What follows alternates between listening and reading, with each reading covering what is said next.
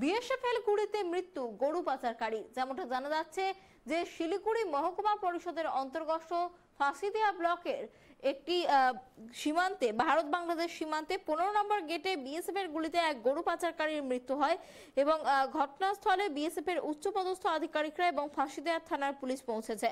আপনাদের আরো একবার জানিয়ে রাখি, শিলিগুড়ি মহকুমা পরিষদের অন্তর্গত ফাঁসিদিয়া ব্লকের চটহাট অঞ্চলের খুদিগঞ্জ গ্রামে ভারত বাংলাদেশ সীমান্তে 15 নম্বর গেটে বিএসএফ এর গুলিতে এক গরু পাচারকারী বাংলাদেশির মৃত্যুর ঘটনায় চাঞ্চল্য। ঘটনার খবর পেয়ে ঘটনাস্থলে পৌঁছয় বিএসএফ এর উচ্চপদস্থ আধিকারিকরা এবং ফাঁসিদিয়া থানার পুলিশ।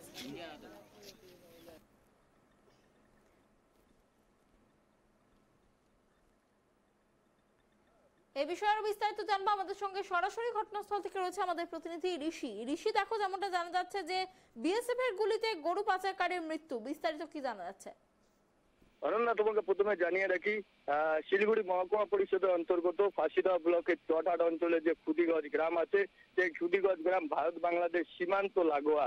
রাতের অন্ধকারে আনুমানিক রাত 2টো, স্থানীয়দের বক্তব্য যেটা জানা যাচ্ছে, রাত 2টোর সময় বাংলাদেশিরা এপাশে এসে গরু পাচার করছিল।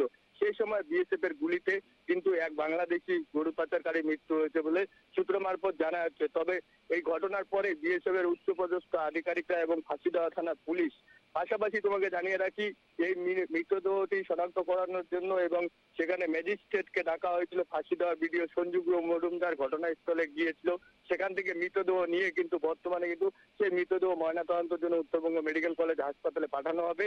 পাশাপাশি তোমাকে জানিয়ে রাখি, মৃতদেহ বর্তমানে ফাঁসিদহ থানাতে রয়েছে।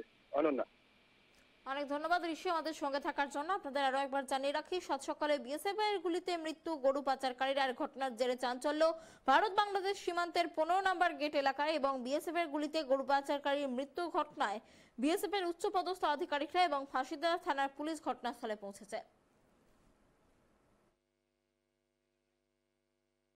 যখন পেশাব করতে উঠেছিলাম তখন আমি আমাদের এখানে বর্ডারের পাশে একটা গুলির আওয়াজ শুনতে পেরেছিলাম। সকালে উঠে আজকে শুনলাম আজকে একটা বাংলাদেশের কোথায়কার একটা বডি আছে বর্ডারে। গুলি কারা কারা বিএসএফ করেছে জানি না, রাতে হয়েছে গুলি, বিএসএফ করেছে না কে করেছিল জানি না। কি দেখতে পেলেন, কি হয়েছে, কি ঘটনা এখানে? আমরা শুনতে পাইলাম আজকে সকালে, শুনে আমরা শুনলাম যে আমাদের পাশের গ্রাম খুদিগঞ্জ ও কালামগঞ্জের মাঝখানে বিএসএফের গুলিতে এক বাংলাদেশি মারা গেছে। এখনও আমরা সেটা জানি না সে বাংলাদেশি না ভারতীয়, সেটা বলতে পারছি না। আমাদের থানা পাশেই ফাঁসিদহ থানার পুলিশ ও বিএসএফের আধিকারিকরা দেখছে ব্যাপারটা, ও সাথে আমাদের থানার পুলিশও আছে, এ নিয়ে যাচাই করছে ওরা। এখন কি হচ্ছে না হচ্ছে আমরা এখানকার বাসিন্দার আমরা দেখতে যাচ্ছি, কিন্তু এখনও বিএসএফ ওখানে যেতে দেয়নি আমাদের গ্রামের মানুষকে। এটা নিয়ে আমরা বুঝতে পারলাম যে সে বাংলাদেশের বিএসএফের গুলিতে মারা গেছে, গরু প্রচার করছে, সেখানে একটা গরু আছে।